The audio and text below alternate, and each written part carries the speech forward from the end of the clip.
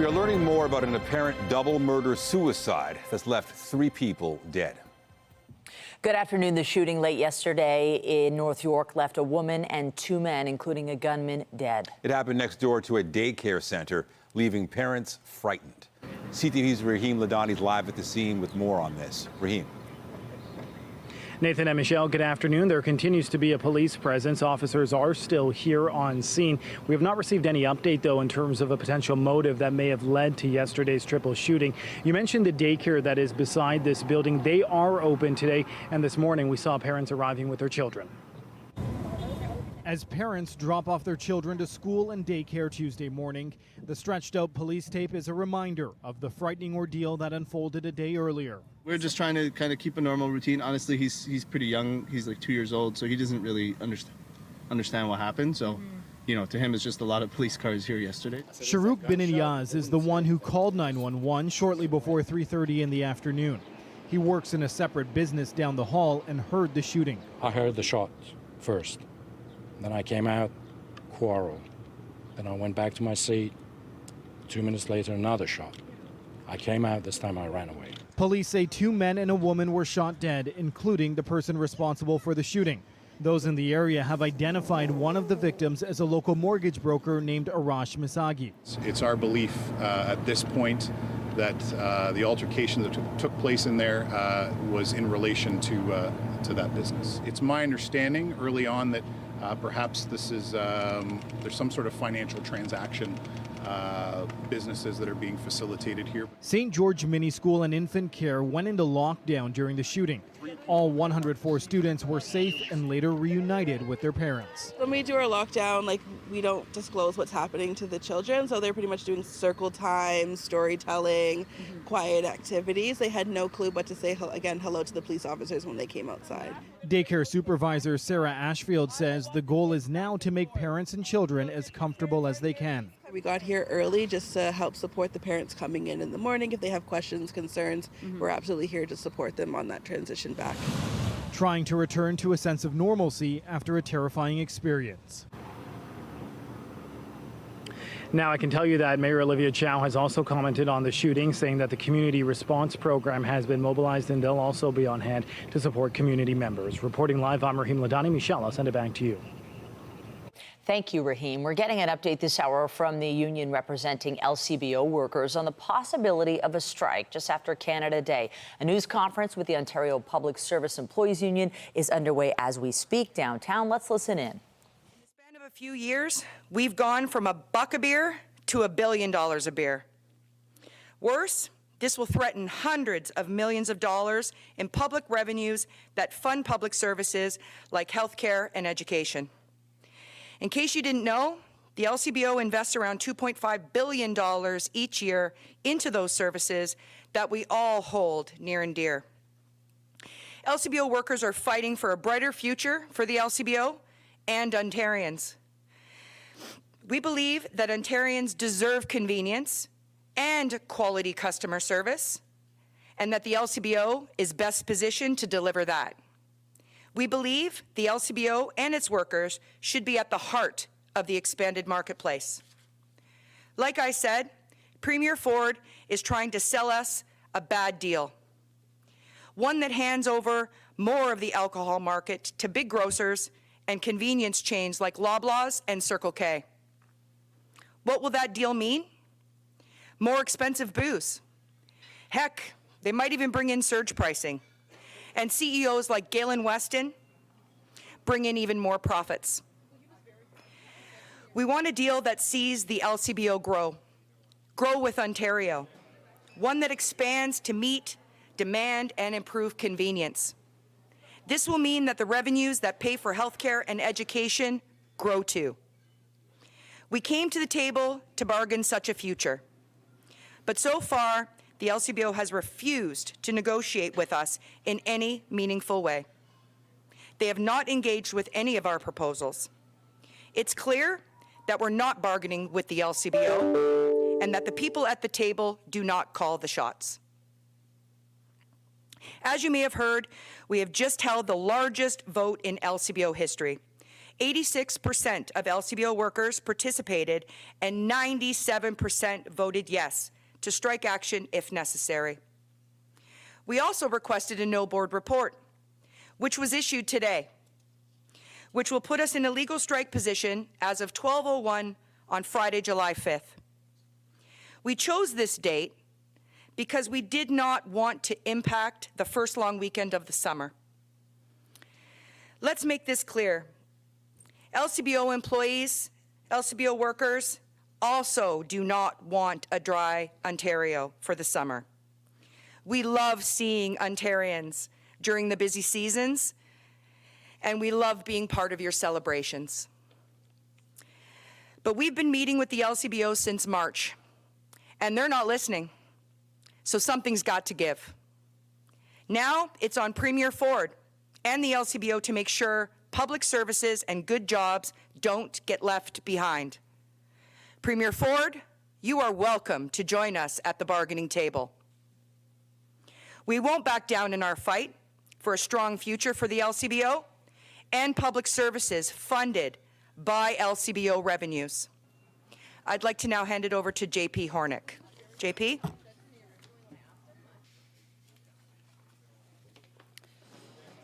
Thank you, Colleen. I'm JP Hornick, president of OPSU CEFPO, which represents more than 180,000 public sector workers in this province, including the more than 9,000 LCBO workers who are here to talk about today. I have a lot to say about the Premier's plans for this province, and I promise I'll get to that soon. But first, I want to recognize the incredible organizing that LCBO workers have done to get us to this moment. Whenever I talk to LCBO workers, I get inspired. Like all public service workers, they are dedicated to their jobs, the service they provide, and their communities. But they're also proud that their work goes directly to fund public health care and public education. The LCBO, simply put, is good for Ontario. Good employers invest in their employees, and good governments invest in their province. But the LCBO is not proposing a better way forward. And Premier Ford seems quite happy to give away Ontario's crown jewel. But LCBO workers are coming forward in their thousands to say, we will not stand by while this government throws away our money and gives it to billionaires and CEOs. Because everywhere we look, Doug Ford is finding ways to give our public services, our public assets, and our public revenues over to big box stores, CEOs, and billionaires. But let's be clear. If we accept U.S.-style alcohol sales, then we're going to have to accept U.S.-style healthcare and education as well. Doug Ford keeps lying about his plans for the LCBO. I don't trust him, and neither should Ontarians. He said he wouldn't sell off the Greenbelt. That was a lie. His loyalty was always with his developer friends and his donors. He says that we will always access health care with our OHIP cards and not a credit card. Yet we know people who are being gouged by private clinics.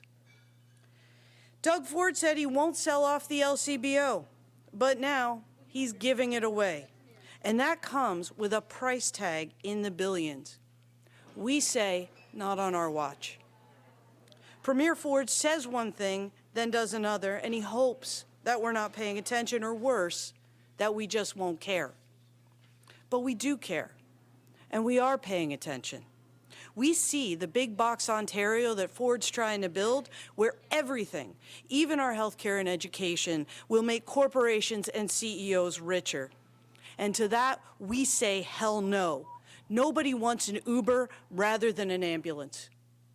LCBO workers are here standing up for a better future for Ontario, and we're ready to stand with them in that fight, because when they win, they're going to be winning for all of us. Thank you. Now we'll open it to questions. I'm Richard Southern with 680 News Radio.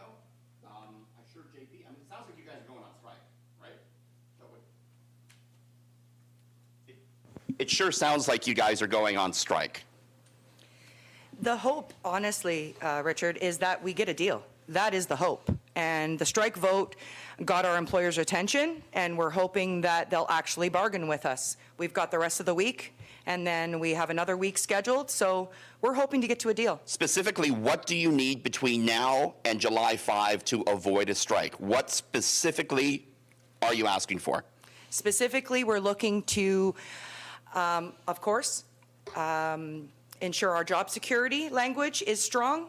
We're also looking at an alternate model for alcohol sales in the province. What does that mean? So what we're looking at is we're suggesting that there are ways to provide an alternate business model, and it doesn't include having alcohol everywhere. Another concern that we have as well is ready-to-drink products, products that are ready to drink with spirit-based.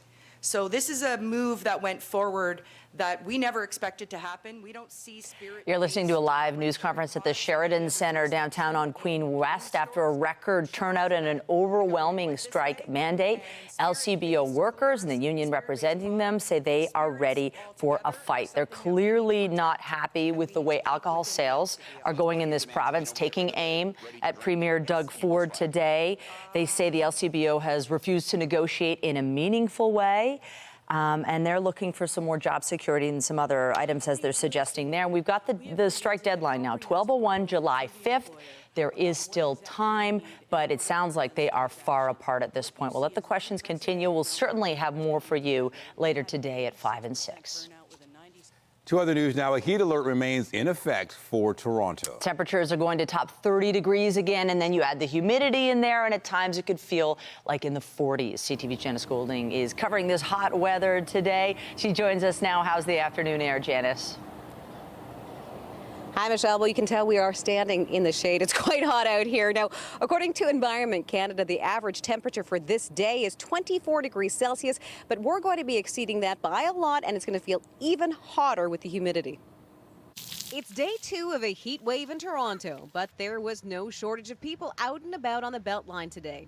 Very nice. At least like the first couple of days, and then it's getting old.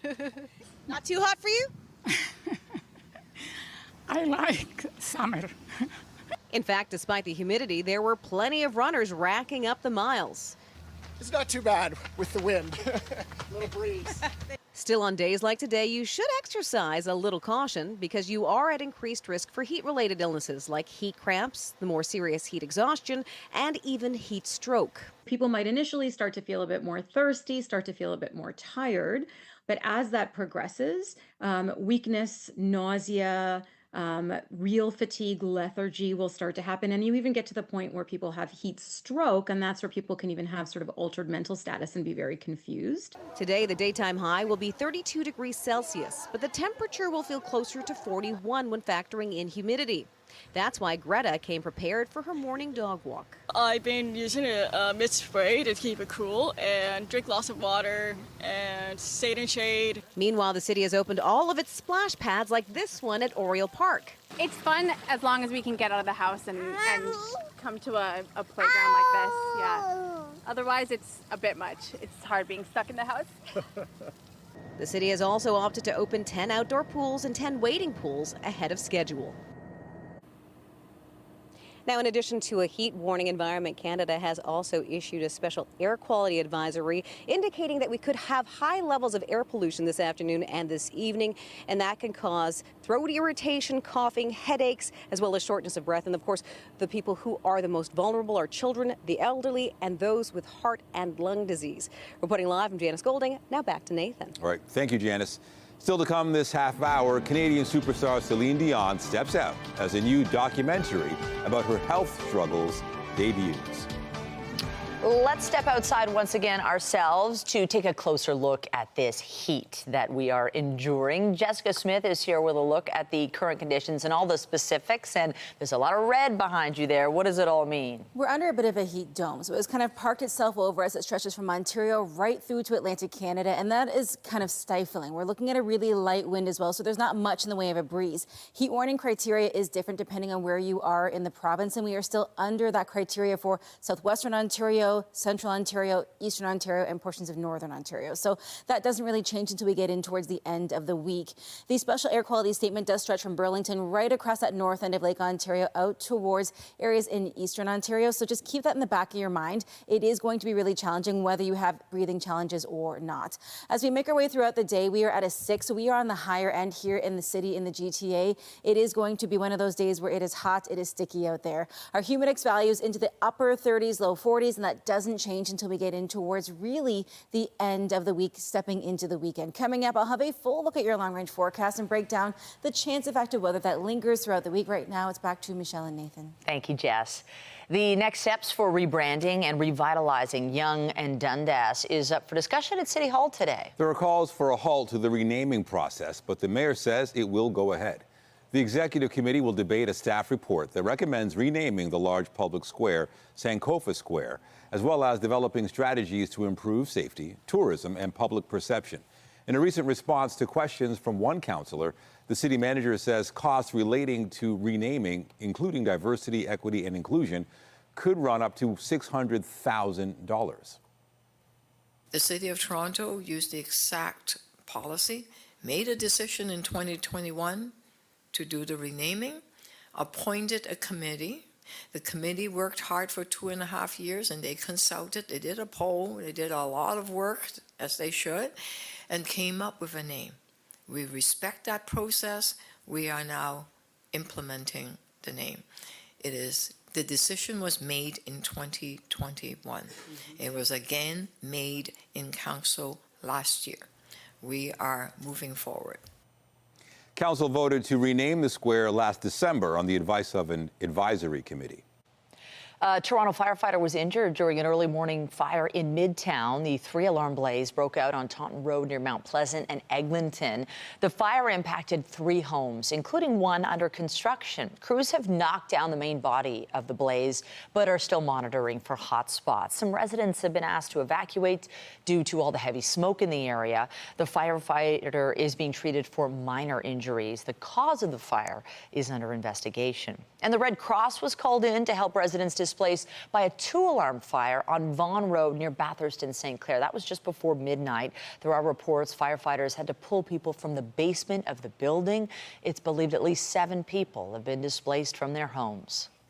India and China were cited as the 2 biggest threats to Canadian democracy, according to a bombshell report on foreign interference, which we learned will be part of a former judge's final review at the end of the year. But there are already conflicting views from 2 party leaders on the report, prompting more questions today in Ottawa. CTV's Mike Lecouteur has the latest.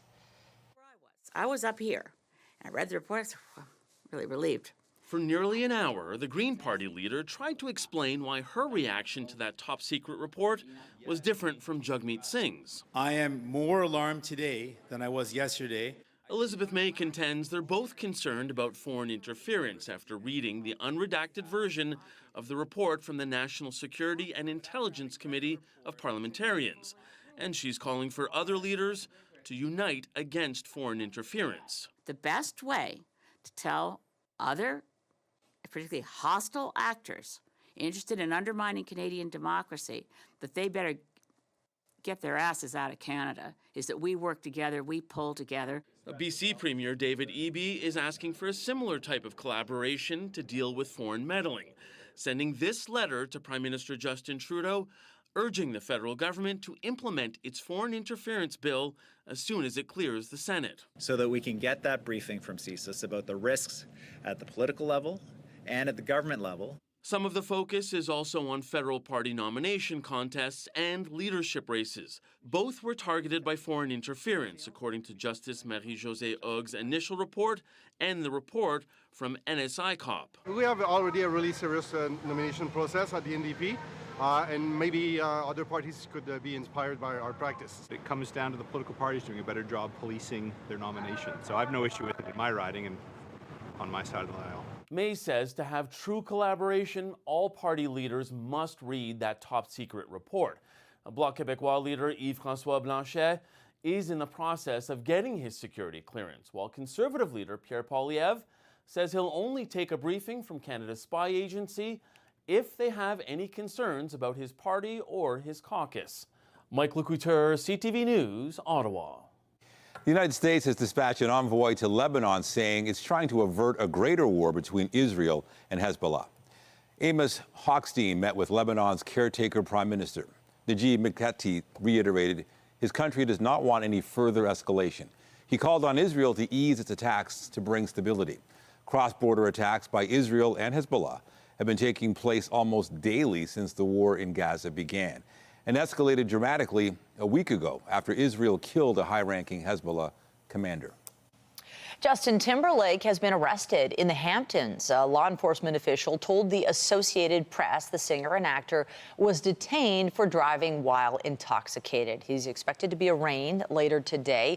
No other details about Timberlake's arrest have been released yet, and his representatives have not yet provided a statement. An emotional documentary about the health struggles of Canadian superstar Celine Dion had its big premiere last night. E-Talk's Lainey Louie has more details on a special screening from New York City. Hi, as you can see, I'm here in New York City where last night I interviewed Celine Dion at the premiere of her new documentary, I Am Celine Dion. And this was an emotional and very overcome Celine, and what she was overcome by was gratitude. All the fans who had shown up, all the fans who continue to support her. I asked her about what her fans mean to her, and she said everything. She said, keep supporting me, I need you. And also the same for her family. She said that what gives her courage is the love of her family and being a mother. Renee Charles, her oldest son, was there with her last night. They arrived holding hands. He was at the side of the stage waiting for her when she made her remarks, came in with a tissue when she got emotional. So this is a partnership truly between a mother and her children. She's fighting for them.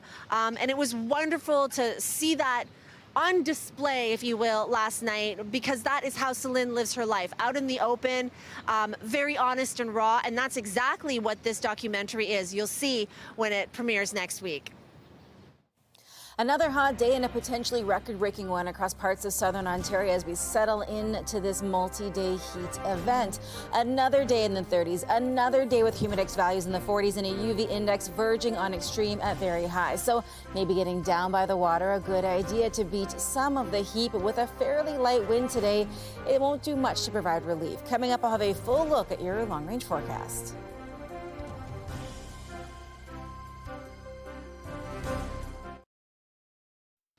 The Boston Celtics are NBA champions for a record 18th time. Oh my God.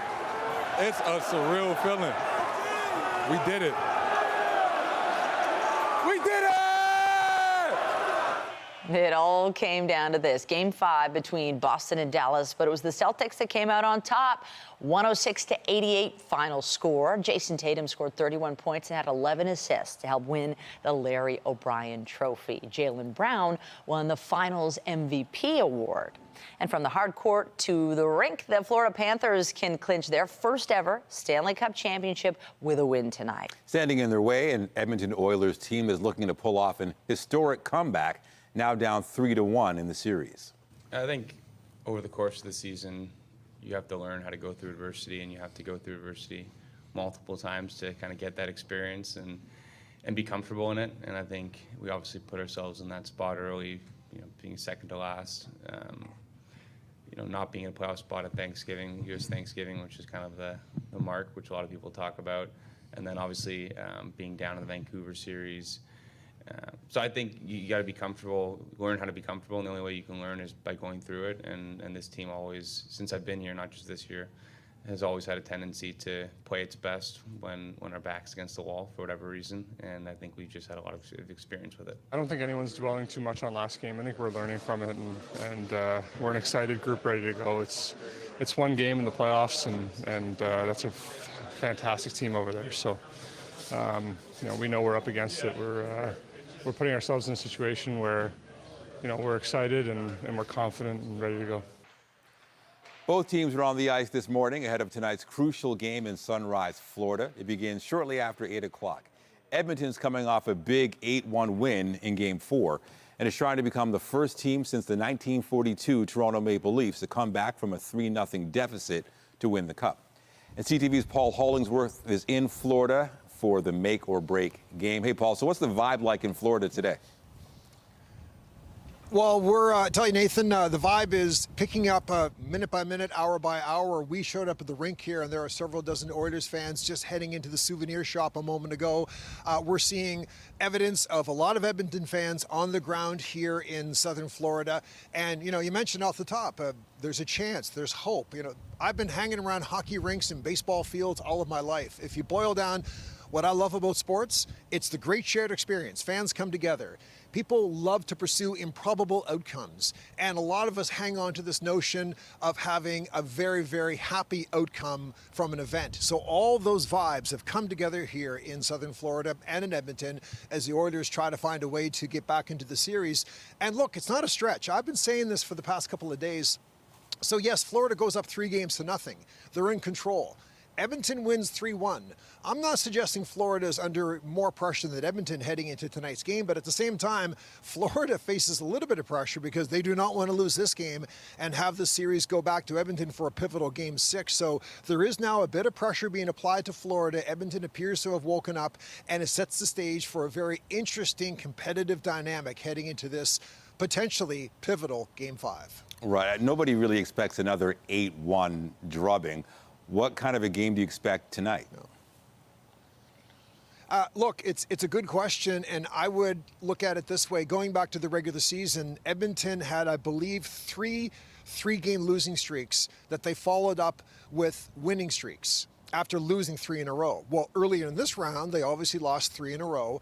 And so there is recent evidence, recent data to suggest that Edmonton has a way to bounce back from mini slumps and go on somewhat of an extended run. One of those winning streaks was quite a long winning streak that lasted the better part of a month. So this is a team that knows how to put together consecutive wins.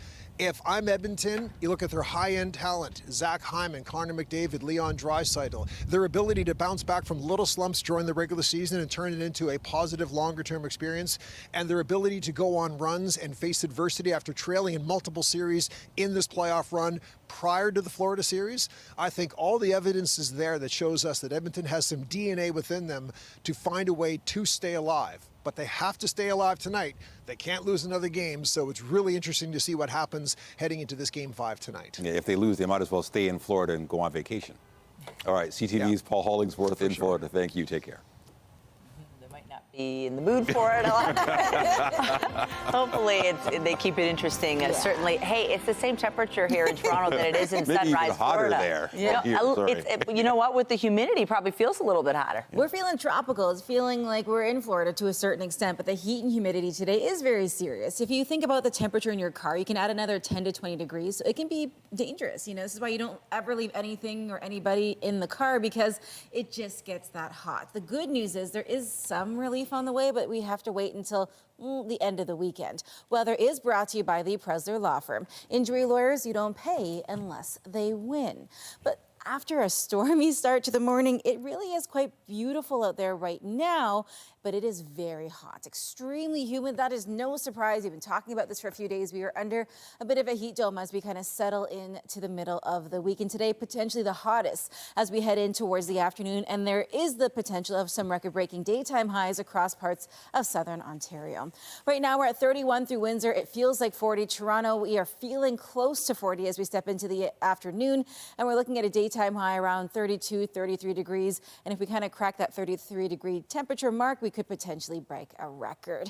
But it is hot regardless as we settle in towards the day. And with a lighter kind of or moderate southerly wind, it's really not helping to add any kind of a breeze out there. We're also still looking at those special weather statements for the poor air quality right around kind of that north shoreline of Lake Ontario. Heading into the afternoon, again, those humidex values comfortably in the 40s. And I say that comfortably in the sense of like there's no real change as we head in towards the end of the week. Tonight, another really hot one into the 20s, feeling close to 30 still as we approach midnight and into the early morning hours tomorrow across a good portion of the province. Now, we're looking at the bulk of that kind of stormy weather we saw pop up this morning out of our way. There is the likelihood of maybe some pop-up showers into the afternoon, but that is just the nature of the hot weather beast. As we step in towards that midpoint of our day, again, maybe a little north of the city and then out towards Peterborough and then along that eastern shoreline of Lake Huron. But again, these are very sporadic in nature. They kind of do that downpour, and then they're gone. As we make our way in towards the evening, again, a little bit more in the way of some heavier showers between Peterborough, Bancroft, and Huntsville, but for the downtown core of the GTA, it's just hot and very humid. Bit of a cloudier start to our day tomorrow. Doesn't mean we don't still have the heat. It doesn't mean we don't still have that high UV index. We just don't have the brilliant sunshine. A little more clear as we head into the evening, the potential of some passing showers as we head into the early portion of our evening on Wednesday, but really it's just kind of not doing a lot to cool things down. That green line is what you want to focus on. That's kind of that separation between the cooler air to the north and the warmer air to the south, and it's not going anywhere as we head throughout the week. And those deep reds are those potentially dangerous temperatures. As we settle in towards the next couple of days, we do see some relief kind of on the way this weekend. Summer officially begins the solstice on Thursday, but we really don't see a cool down until we step in towards the beginning of next week. So Michelle, the heat, it's here to stay for the rest of the week. We have been warned. Thank you, Jess. Thanks. CTV News at noon. If you've got concerns about the impact of social media on your kids, you're not alone. The top doctor in the U.S. calling for action. We'll have more on that after the break.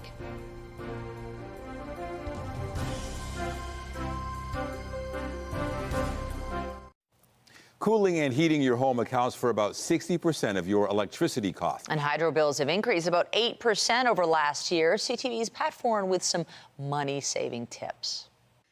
It's expected this year to be a hotter than normal summer in Canada, and as the heat rises, so does the cost of keeping your home cool.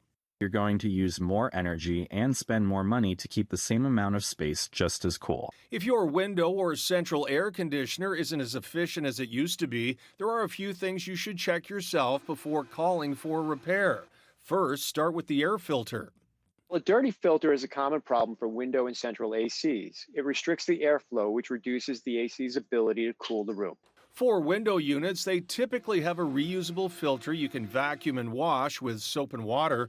For central ACs, check the manual to see how often the filters should be replaced. You'll most likely need to replace your filters more often if you have pets, because their hair can clog up the filters faster. A ceiling fan can help cool you down even if you don't have air conditioning, or even if you do. Ceiling fans don't actually lower the temperature in a room, but cool you off by moving air around. We have the ceiling fans on all day long on the entire house to help it cool off.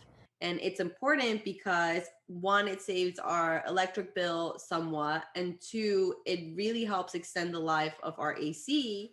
When used with an air conditioner, you can raise the temperature about 2 degrees Celsius and feel just as cool.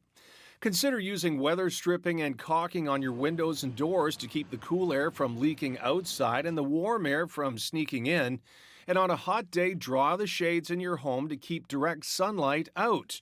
And consider using a smart or programmable thermostat to help you set an energy-conserving schedule. Using a programmable thermostat is really the most effective way to save money, and it'll even help you save money on heating bills in the winter. If you can't cool down your entire home, consider a window air conditioner where you sleep, so you'll have at least one room where you can beat the heat. Pat Foran, CTV News. Concerns about the impact of social media on young people are being raised by the top doctor in the U.S. The American Surgeon General says platforms like Instagram, Twitter, and Facebook are a defining challenge of our time. CTV's Allison Bamford has the details. We've seen the warnings on cigarette packs. Now the top U.S. health official wants Congress to require similar labels for social media. Many parents don't know that those risks exist. And we have data from tobacco warning labels that in fact tells us that they can be helpful in changing awareness and changing behavior. Data shows teens who spend more than 3 hours a day on social media face double the risk of anxiety and depression. And the average user that age spends nearly 5 hours online every day.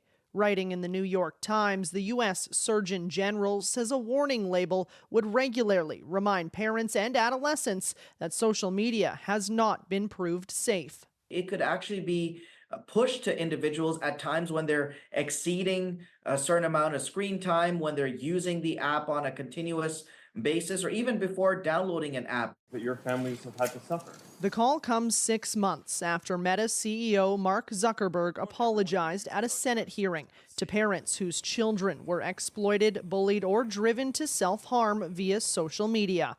And 1 year after the Surgeon General put forward safety recommendations, including suggesting parents establish tech-free zones and time limits at home. It's part of a suite of other interventions we should be considering at this time. The Canadian Mental Health Association also wants social media giants to be transparent with their information. Researchers lack the raw data to be able to analyze trends in terms of usage across platforms and the impact that it's having day to day. There are some protections already in place, including minimum age requirements to sign up for an account, but those can be easily bypassed.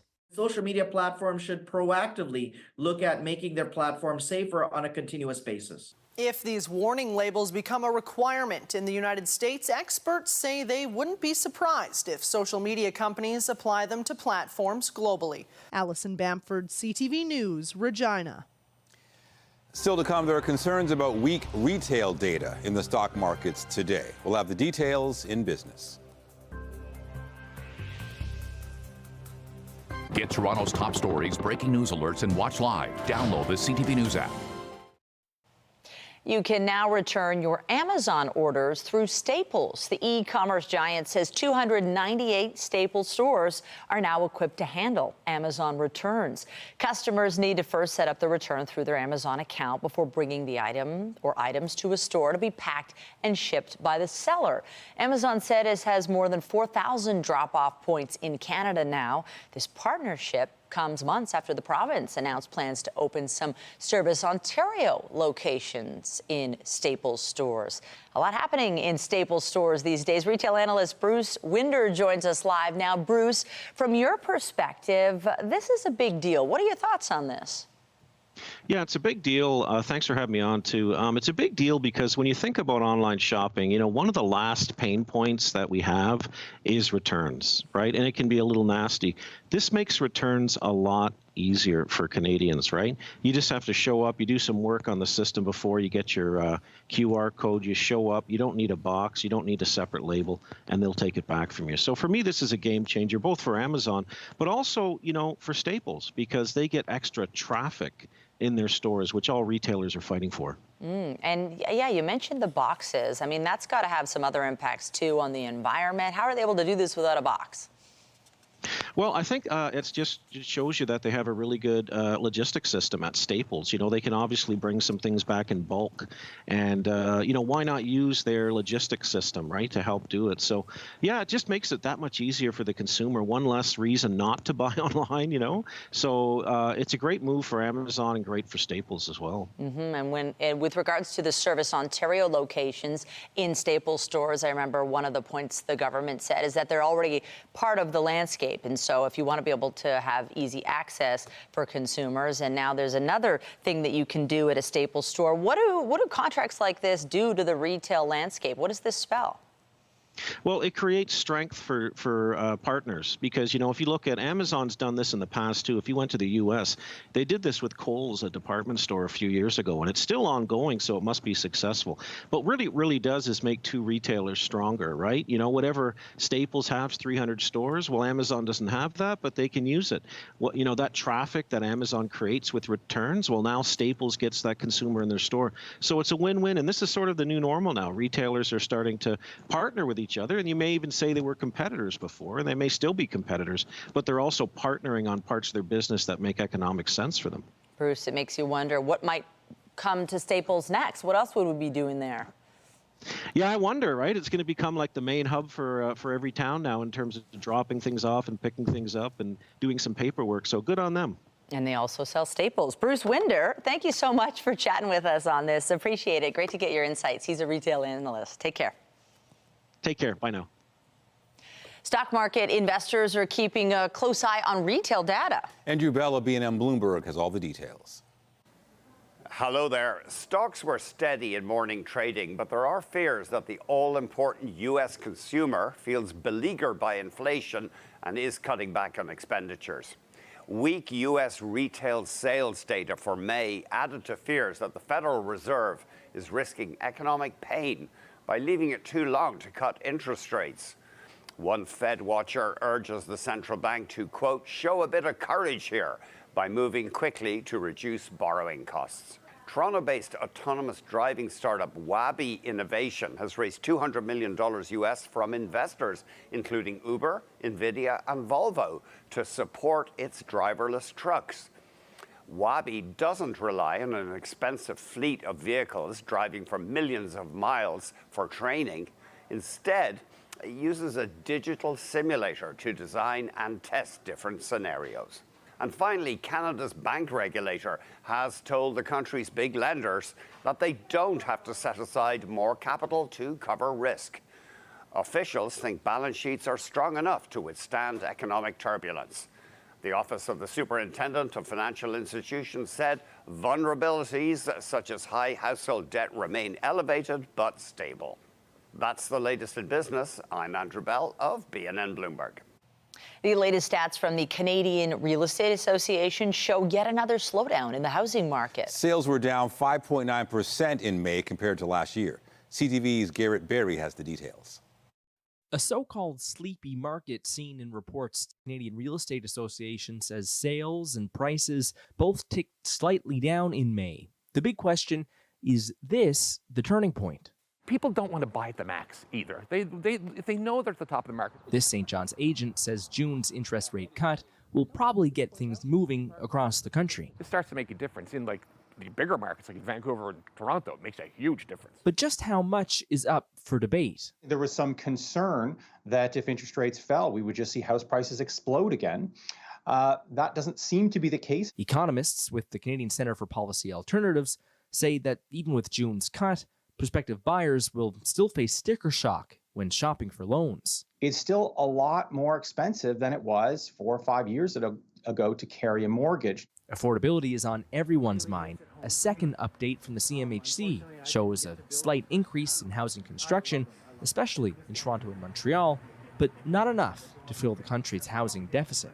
There's a little bit of good news, but it was after a couple of months of weak results. But also the level remains concerning because we need drastically more housing supply. We probably need to double this level. Newfoundland and Labrador provides a good example of the size of this country's housing challenge. The CMHC says about 60,000 units need to be built here in the next 6 years to hit affordability targets. But last month, just 61 new units were started. We have a massive undersupply of housing. This has been going on for best part of 20 years.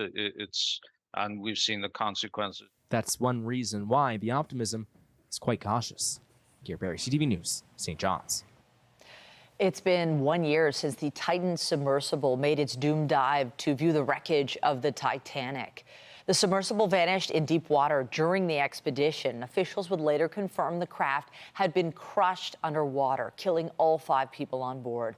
The U.S. Coast Guard is continuing its investigation into the tragedy, but says the probe is taking longer than expected. Questions continue to surround the Titan's design and its lack of certification. Coming up, keeping cool with the pandas. Stay with us.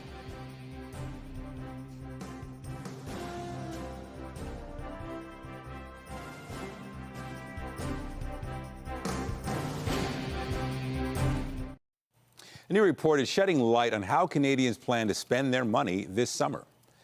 The BMO survey found 20% of those polled plan to spend more on vacations or travel than they did last summer. 15% intend to fork out more for home renovations, while 10% say they'll be spending more on weddings for family and friends. 48% of those surveyed admitted to spending more than they should, while 15% believe impulse shopping is preventing them from making real financial progress. Beachgoers in Nova Scotia can expect to see something new this summer, warning signs about sharks and how to avoid them. It's in response to an increase in the great white shark population along Canada's east coast. Conservation measures have been in place for 20+ years, and now we're seeing signs of recovery. So more sightings of the animals back in historic distributions in Canadian waters.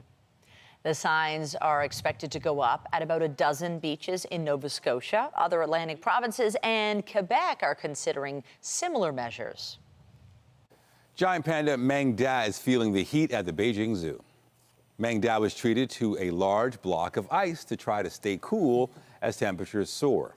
Staff members offered ice cubes, cool showers, or air conditioners to the other animals to help them beat the heat. That's a pretty good idea, a good chunk of ice. I know, so simple. Especially today. It's just slippery though, whee! You know what, but that's one of the tips. It's good for pandas and good for people to kind of keep hydrated, stay in cool areas. There are lots of cooling centers, and you really have to embrace this kind of weather in the safest way possible because it is here to stay for at least the week ahead. We are staying relatively dry throughout the day today. A few pop-up showers into the afternoon, early evening, not out of the question, but these are just kind of those quick bursts of shower activity. We are still very hot. It is 29, feeling like 37. It feels like 40 into a good portion of southwestern Ontario, and that's not changing throughout the day. Some tips on staying cool. You guys know water, light clothing, avoid the sun if you can, and limit those activities to early or late in the day. Good advice. Thank you, Jess. And that is CTV News at noon. Remember, you can get Toronto's breaking news all day long on CP24 and at our website, ctvnewstoronto.ca. For Jessica Smith and all of us here, have a pleasant afternoon. I'm Michelle Dubé. And I'm Nathan Downer. Be sure to join us later for CTV News at 5 and 6. Take care.